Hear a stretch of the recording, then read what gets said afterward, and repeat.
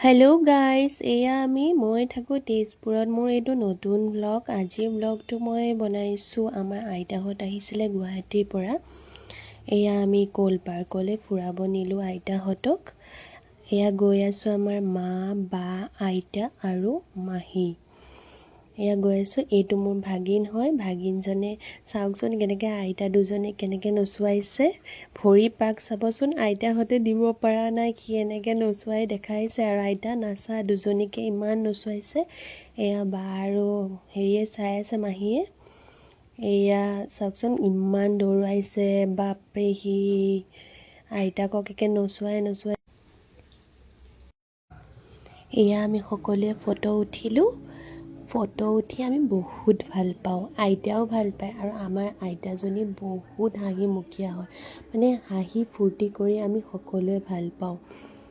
সঁচাকৈ দিয়কচোন, হাঁহি ফূৰ্তি কৰি থাকিলে বহুত ভাল লাগে, হয়নে নহয় কওকচোন। আমাৰ আইতা ইমান ধুনীয়া লাগিছে, আইতা দুজনীকে বহুত ভাল লাগিছে। চাওকচোন কিমান ধুনীয়া পৰিৱেশ।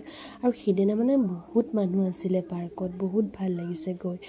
সিও খেলি ভাল পাইছে, লগ সমনীয়া বহুত পাইছে। আৰু ইহঁত দুজনীক চাওকচোন ইমান ধুনীয়াকৈ।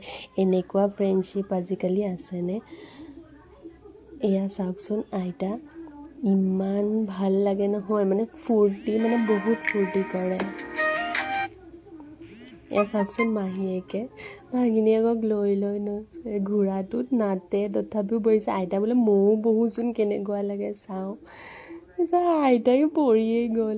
তাৰপিছত আমাৰ লাষ্ট ফটো আৰু এটা ৰিলছো বনালোঁ আমি।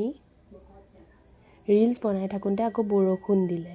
লাষ্টত ফটো কপি উঠিলোঁ, গোটেই বৰষুণত আমি ভিজিলোঁ। তাৰপিছত আমি ভাবিলোঁ বৰষুণত চিকেন পকৰাকে খাই লওঁ।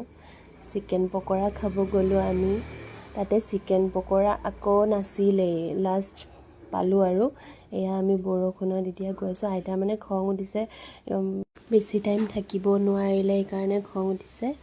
আৰু চাওকচোন সিও গান গাই গৈ আছে। এনেই ফূৰ্তি আৰু আইতাহঁতক পাই পেলাই বহুত ফূৰ্তি লাগিছে। সকলোকে বাই জনালোঁ।